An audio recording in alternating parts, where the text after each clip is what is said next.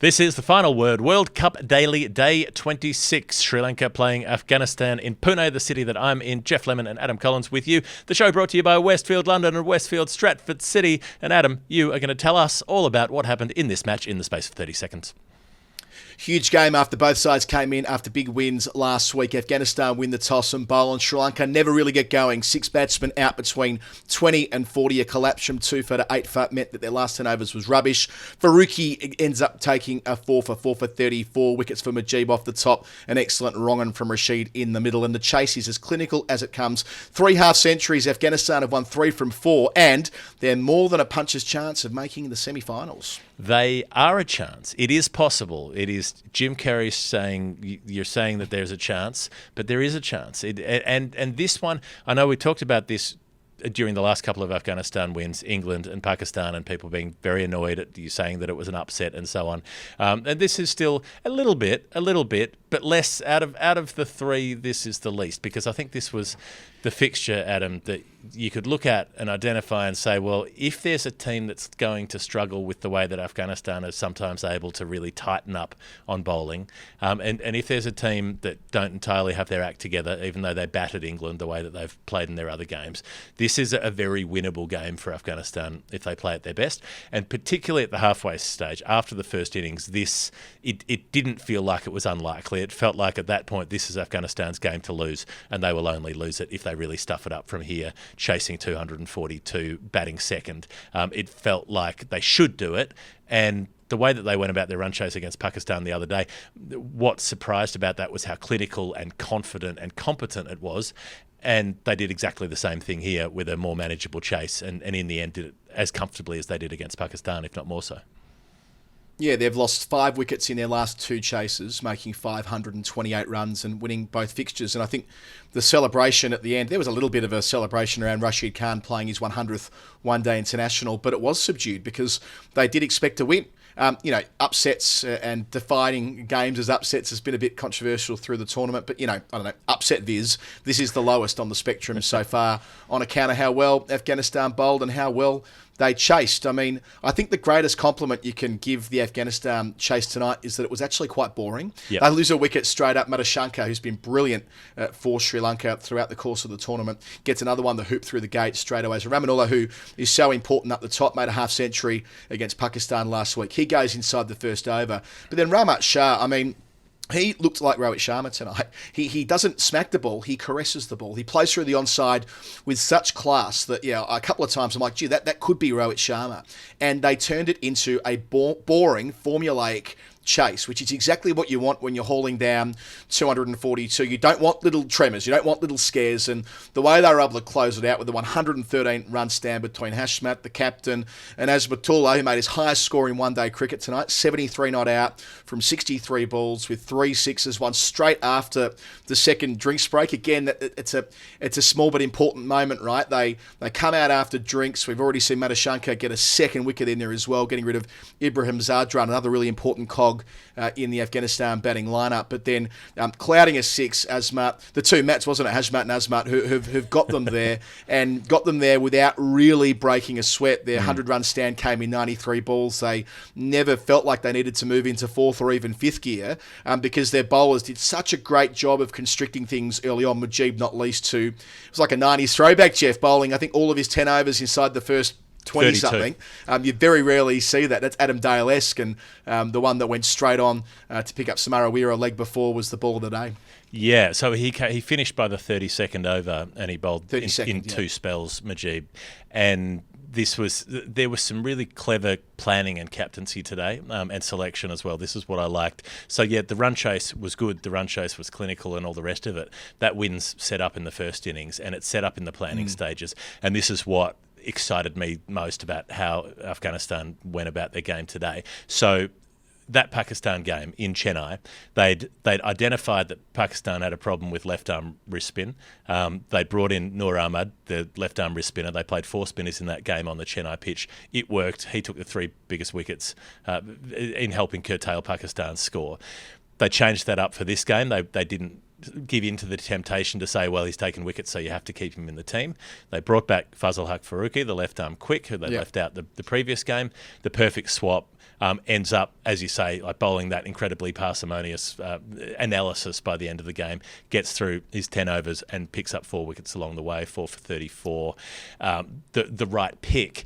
And then I think it was, I don't know how much of this was planned, because we've seen Mujib at times. He didn't bowl his full overs against Pakistan. We've seen him come back a little later in the innings at times. This time around, like you say, bowled him in 2 spells, finished him up by the 32nd, but he took key wickets in that second spell. So he gets rid of Kusal Mendes and he gets rid of Samara Vikrama, two of the two who've been most consistent in making runs for Sri Lanka through this World Cup.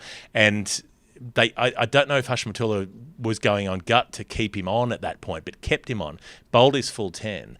And that was after the Afghanistan bowlers had been able to suppress the score, up until the halfway mark of the innings. That only made Sri Lanka had made just over half of the runs they would end up making. So they were 125 off the first 25 overs, and they'd been suffocated effectively, and they weren't sure whether to attack and how much to attack and all the rest of it.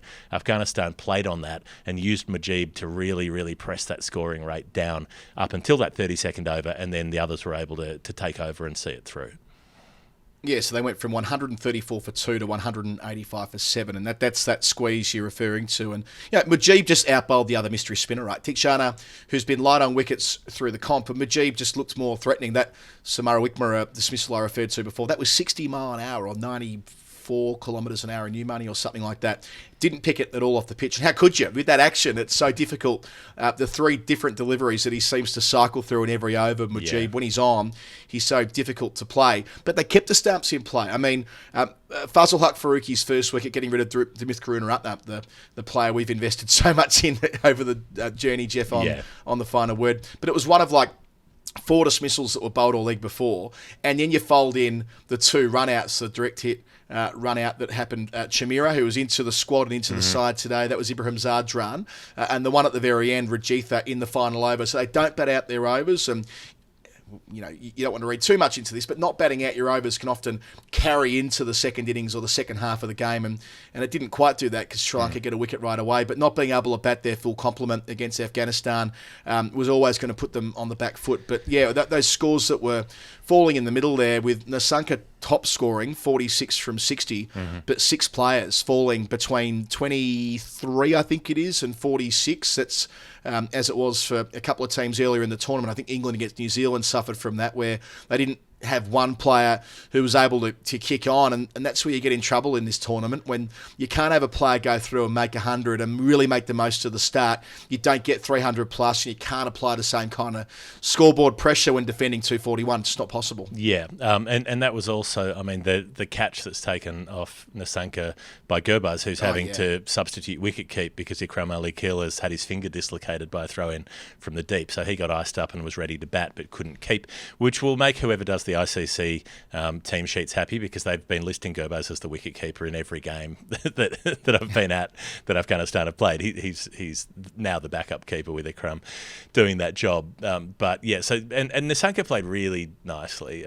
Needed to. So big Frankie Runes, Dimith Karunaratne, brought back into the side for Kusal Janath Pereira, which I thought was odd. KJP frustrates people at times. It makes some low scores and so on, but batted really well against Australia. I saw people putting up comments about how he hasn't made any runs in the World Cup. Well, he has, and he did, and put Sri Lanka in a position from which they should have gone on to a bigger score and won against the Australians, but didn't end up doing it after that big opening partnership that he put on with Nasanka. So they pull that rein quickly, get Karunaratne into the side. He's more of a accumulator, stroke maker, but trying to do it in your first World Cup innings when you've been riding the bench for 5 games is likely to be a little bit tricky. So he only makes 15. But Nasanka looked like the one who was on to make a big score today until he's caught behind. And it's Azmatullah with the wicket again. Yes. So Azmatullah as the medium pace all-rounder pretty thankless job when he was one of two seamers against Pakistan, when Naveen was the only specialist quick and Asmatullah was having to try to bowl out the death overs and was getting bashed around by Iftikhar Ahmed and so on. But he's done a job early in the innings 3 different times. Against New Zealand, he took 2 wickets in and over and helped set up a situation that could and probably should have seen Afghanistan win that game had they held their catches after that and not let New Zealand get away. He takes an important wicket in that Pakistan innings as well, early in the innings before he gets pumped around late. And he bowls such a good spell first up here as well with the wicket, parsimonious as well, gives nothing away. He gets serious seam movement off the pitch, and he's bowling at a brisk enough pace. He's not absolutely lightning hurling them down, but he's been generating enough pace off the surface to actually cause consternation, and he caused real problems for the Sri Lankans today. So it just felt like they weren't bold enough to take on these Afghanistan bowlers, and so by the time they got halfway through the innings or into the 33rd, 35th over and so on, they just didn't have enough there to feel confident in pushing on, and like you say, they end up with poor old Angelo Matthews coming in at 7, having to do what he can, hits a 4, hits a 6, gets a little bit going, makes 23, but there's just been too much left to do for him and for the lower order. I'm glad you mentioned Asmatullah in the bowling context. I was going to do that as well. Remember that he's been super versatile as well. Came up the order and batted 5 against India and made a brisk half century. Yep. 73 not out after the big wicket of Nasanka, who top scored for Sri Lanka and has been in super nick, having made 4 half centuries on the bounce. So, 23 years of age and a lot of love for the top order of Afghanistan and the middle order. Well, he's playing a role in that, today, helping close it out in that great partnership, and seems like he's got a really high ceiling as an all-rounder and balances that Afghanistan side perfectly. The other side of the coin is that, Sri Lanka worked really hard to get themselves into a position where they controlled their own destiny again. They dropped the first 2 games, albeit batting at a run rate that meant that their net run rate was in okay nick. Then they win the next couple of games, including a biggie against England. But dropping this one means the probability of them reaching the semi-finals, well, absolutely everything would need to go right for them. So they've, in one day, gone from being maybe the side most likely to dislodge one of the top 4 to yet another also ran in this tournament. So, the batting's not been good enough, and that's been consistent after the first 2 games. Weirdly, when they started winning, their batting wasn't quite as convincing as it was earlier in the competition with how they were batting then and scoring over 300 a couple of times. So, I would say that they've got next. I'm just taking a quick peek down the page here. Next, they've got India on Thursday at the Wankhede, and Afghanistan. Just to kind of go through the machinations for them, right? Netherlands is their next game. Yep. That's Friday at Lucknow. Yeah.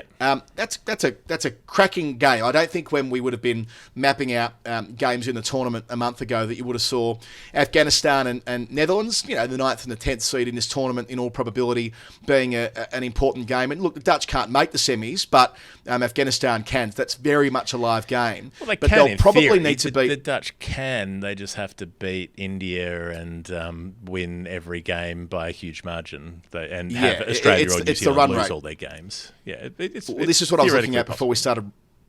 Yeah, before we started recording, I took a look at this, and the issue that everyone else has got outside the top 4 is net run rate, right? Yep. And Afghanistan fall into that boat as well. They're about 2 full runs off reaching Australia or New Zealand on that measure, acknowledging that South Africa have only dropped 1 game and India are effectively already through. So for Afghanistan, they'll need to beat the Netherlands and they'll probably need to beat Australia and South Africa. And if they do that, they'll have bloody earned it. If they go 6-3 from here, they've won 3 of their last 4. But if they go off and win their last 6, to rattle in, or it would be their last 5, wouldn't it? Having won 3, the last 5, but 6 of their last 7 to make it through to the semi-finals. They'd be a very worthy member of the Final 4. It's improbable, but with a couple of weeks to go in the group stage, all you can do is keep winning and trying not to make net run rate part of it. And I know they finished it in a bit of a hurry this evening to win in the 46th over, and that was commendable. But I think for them, it's less about that, and just got to get on one hell of a roll. And look, if they beat the Netherlands, there'll be no better time to catch Australia, who by that stage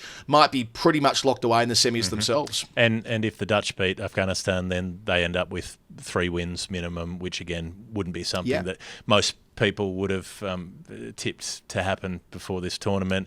We talked on the Daily Show. I spoke with Daniel about the Champions Trophy places in a couple of years' time, and the prospects of qualification for that, the fact that Bangladesh and England are 9th and 10th on the table at the moment, so they're in the positions to miss out on that tournament. Whether it goes ahead is another question. So yeah, in theory, possibly Afghanistan could still end up with 12 points, or could end up with 10 in a net run rate battle. Australia and New Zealand are only on 8 points at the moment, and it's possible. Not probable, but that both one or other of those teams could lose all of their remaining games and only have 8 points. Who knows? New Zealand have to play South Africa in a couple of days. We're doing the coverage of that game here in Pune as well. So, if they got smashed up by South Africa, who knows what effect that would have on New Zealand going into their last couple of games where they play Pakistan and Sri Lanka, which won't be gimmies by any stretch. So, we know what's more likely to happen, but we also know that the things that we've already seen happen in this tournament were unlikely and yet have taken place, which is one of the things that so often happens in sport, is that the unexpected result takes place. So Afghanistan have at least put themselves in that position to be able to do something, or to have the opportunity to do something really significant, and it's come off the back of really clear, calm, composed cricket over their last couple of matches, and that's the most satisfying thing to see from that team, is just how cleanly they've gone about winning their last couple of games. Yeah, and just on that Champions Trophy piece, that's not for nothing, right? Like we've started to hear that enter the conversation since Shakib Al Hassan rather said it a couple of days ago. More on that on the weekly show that we'll record tomorrow. But for the Dutch, I mean, they could end up in the top 7 here if they beat Afghanistan and things sequence the way they wish it to. Indeed, it could be that Afghanistan and Holland both make that top 7. Now, of course, that tournament's not going to happen, right? Let's be realistic here. It's scheduled to happen in Pakistan. India will not accept a tournament in Pakistan. So let's not get carried away. It won't happen. But at least theoretically, making the top 7 in this scenario and giving themselves a chance to qualify, that would be a really cool thing. So, I think that's just about everything I wanted to get through in the main body of the show, Jeff. I had something else here, but you know what? One more thing. Yes, last week when Afghanistan beat Pakistan, and it was a far more... It felt like it was more jeopardy towards the end, although they finished it around the same time in the chase. We spoke of how playing a lot of one-day cricket provides them the chance to win games that are tough like that. Exactly the same here. Like Afghanistan, if they were a side that didn't play quite so much high-level one-day cricket, they wouldn't have waltzed to 242. It would have been hard-held at best. So again, it's just a reminder that playing lots of one-day cricket means that when you reach a global tournament, once you're in the qualification, bearing in mind there'll be 14 teams here in 4 years' time, and we want all 14 teams to be able to beat each other. The only way that's going to be possible is if all these 14 teams keep playing plenty of this format over the next 4 years. All right, Jeff, on that note, let's move along to the Final Word Hall of Fame. The Final Word Hall of Fame for the most final word moment of the day, as ever, is brought to you by Westfield London, Westfield Stratford City, where they're more extra and they're less ordinary. I did a talk today, Jeff. That's why I'm dressed, in a shirt and jacket, where I was introduced that way. Matt Jones, who listens to the show, brought me in with more extra, less ordinary as a nod to our friends at Westfield. I gather lots of people are queuing up to have a roll around on the ice rink ice skating rink in a couple of weeks when that opens up at Westfield London in Shepherd's Bush there around the huge Christmas tree. And it feels like those conditions now, Jeff, where we're right in. You've been over here at this time of year with me before. You reach the clocks changing as they did yesterday. My children are waking me up at 6 a.m, which is a function of the sun coming up a snifter earlier. No. It's very dark in London now when I'm recording this, and it's bloody cold outside. It feels the right time to get the skates on. Don't like it. I don't like the sound of any of those things except for the ice skating bit. Why not? Why not Stephen Bradbury it up? If you're in London, get yourself a ticket. Just Google ice skating Westfield. You'll figure it out. Hall of Fame. There's a link in the show notes. There's a link in the show notes to the ice skating. Make it easy for yourself. Click that and go along. It's going to be really lovely. I'm going next week. Hall of Fames. I think just Sri Lanka's entire fielding effort has to go into the Hall of Fame for being generally shithouse with occasional bits of almost brilliance. A word for poor old Patam Nasanka, who, as we said, batted really nicely and didn't get the rewards in the form of a win, and also almost pulled off one of the best catches you'll see sprinting in from square leg late in the piece when Afghanistan needed, I think it was 21 to win at that point, and probably weren't going to stuff it up, but who knows, if somebody takes a screamer of a catch, maybe you get things going. Flying through the air, full forward dive, those difficult ones diving forward, got hands to it and just couldn't quite hold on, but it was full commitment. And then also the fact that Afghanistan win the match on another dropped catch that's slogged out to deep mid-wicket, that goes spiralling out there and gets put down as they run through for the winning single with one to win. And also, was it Matashanka who tried to throw at the striker's stumps and missed by about 10 yards and gave away a run to fine leg, which only got saved because they happened to have fine leg fine enough to cut that off. Otherwise, it would have been 4 overthrows from the bowler's own arm. God, they were all over the place at times tonight. Sri Lanka's dive at the end, Jeff. I know you weren't doing this game, but Cam and I were. The Sri Lanka-Netherlands game, which was last week, or the week before possibly.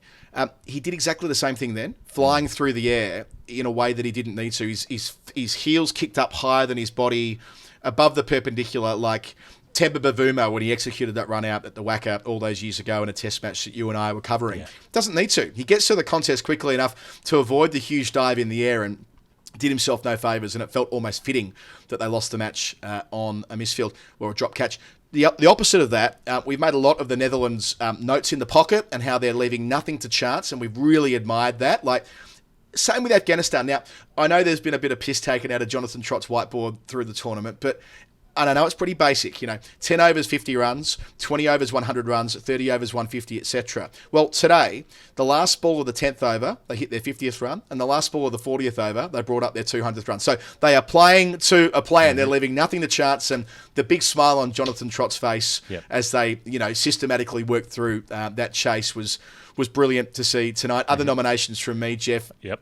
Frankie Roons is back, your man. Mm-hmm. He's got to get them in the pool, though, doesn't he? Get in the pool, Frank. Get them in the pool. There is only one way to sort out this Sri Lankan team. I don't think you've been swimming enough. I don't think there's been enough aquatic activity. We need some Esther Williams shit. We need some mermaids. We need some choreography. You need to shoot from above, do the zipper thing with everybody's legs. Get the ropes and the ribbons in there if you have to. Combine it with some rhythmic gymnastics. Whatever you need to do, Frank, get them in the pool. That's the only way Sri Lanka will sort this out. Speaking of rhythm, I really enjoy Fazal Haq Faruqi's wicket celebration. We've been doing this thing at home. I dance in the kitchen with Winnie a lot, and I tell her to dance like a tree, and she gives it these ones, swaying her arms above her head. That's exactly the celebration we see from Fazal Haq whenever he gets a wicket. And just another commentary thing. I love the way that Aaron Finch is talking about Afghanistan when he's doing their games. It's easy being a former player, a former grade of the format in Finch, coming in and being a little bit too cool for school. We do see that with TV commentators from time to time. Finch, on the other hand, is thoroughly invested in, you can see he's doing his homework, right? That's the first thing. And kind of embracing the joy of a side like Afghanistan going on this run. We said last week, we know the Afghanistan picture more widely is a complicated one, and we've recorded many shows on that, and I don't want to sort of diminish that point, but just focusing on the cricketers themselves, Aaron Finch is all over that, and may his commentary career be as illustrious as his cricketing one. Yep, and one more point for me, which is that I really enjoyed that Afghanistan's their bowling performance wasn't built on Rashid Khan today. He played his 100th ODI for the country today, and I think he would have been really pleased that they got a clinical win with him taking 1 for 50 off his 10, rather than him having to take 6 for 25 in order to make that same result happen. The win, Naveen Haq didn't even bowl out his full overs, bowled 6.5 of them. The fact that bowling performance is predicated on, yes, Mujeeb, who is a freak show as a spinner who bowls in the power play and goes at less than 4 and over in the power play across all of his ODI career. But the fact that it was built on Fazal Haq, the young left arm quick, and on Azmatullah, the all-rounder, I think that's hugely significant as well, that when you've got your next tier of players and your next age bracket and your next level down in terms of those expected to be the stars of the show, when those players are winning games, that's when you're a really good cricket team. And Rashid still found time to bowl a beautiful googly go through the defences of Dan and only appropriate, and the love for Rashid as well in the post game. You can see that he remains the heart and soul of that side, and he's been described as Afghanistan's first cricketing superstar before, and that's a fair assessment. He played his role in his milestone game. The match tomorrow, match 31, is Pakistan up against Bangladesh. So Pakistan absolutely have to win that to have any chance of progress, as slim as it is. Then New Zealand play South Africa, where you are, Jeff, in Pune on Wednesday. So that's that. This has been the final word. Day 26, Afghanistan 3-4. Let the good times roll. Our coverage for Westfield London and Westfield Stratford City, more extra, less ordinary. Good night.